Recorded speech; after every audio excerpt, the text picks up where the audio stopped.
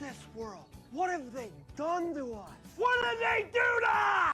I found me video, so I just got to find cool. a file for it now. Here we go.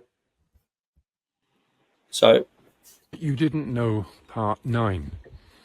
75% of the mass of a human brain is made up of a substance called myelin. And myelin is made up 100% by cholesterol. I'll leave it there.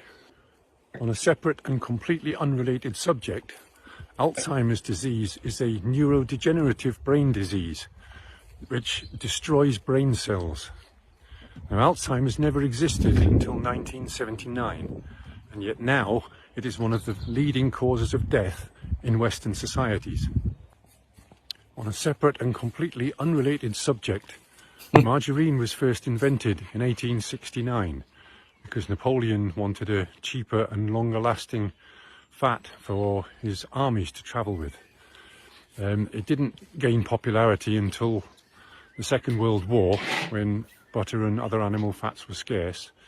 It grew in popularity in the 50s, but by the 70s the animal fats in it had been replaced with vegetable oils,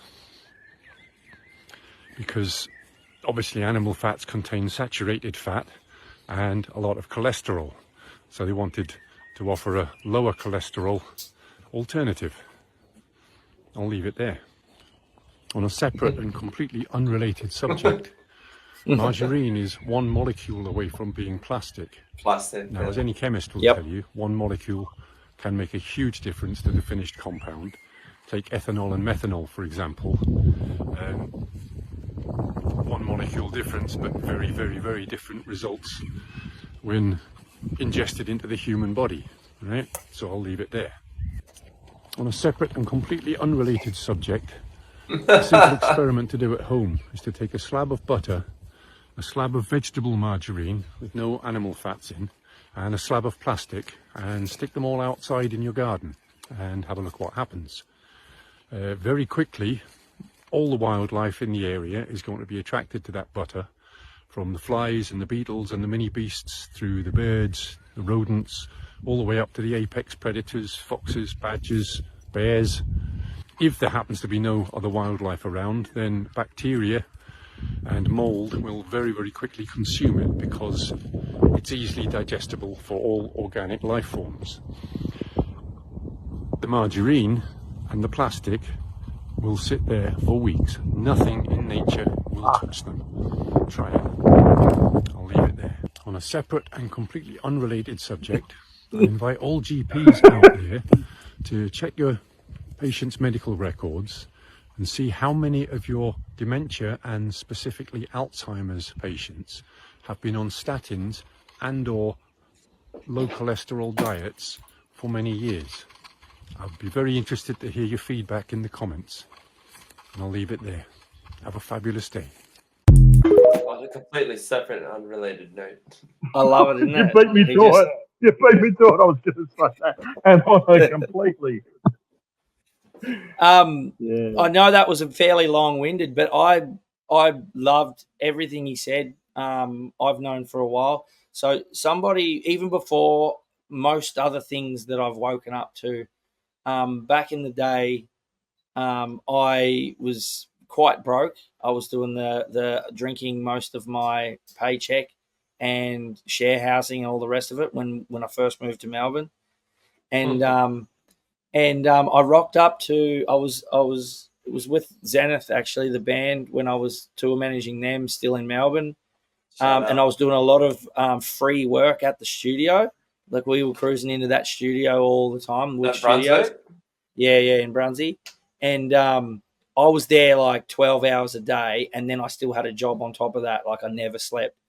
And I rolled over to the Woolies and grabbed a loaf of bread and the $1 like huge tub of margarine. And I went back and something else, and I was going to make these sandwiches. I think it's just tin spaghetti. I was going to make, toast sandwiches or something. and I plonked it down in the kitchen, and the main guy for the studio walked in and saw the margarine, picked it up, and full on pegged it into the bin.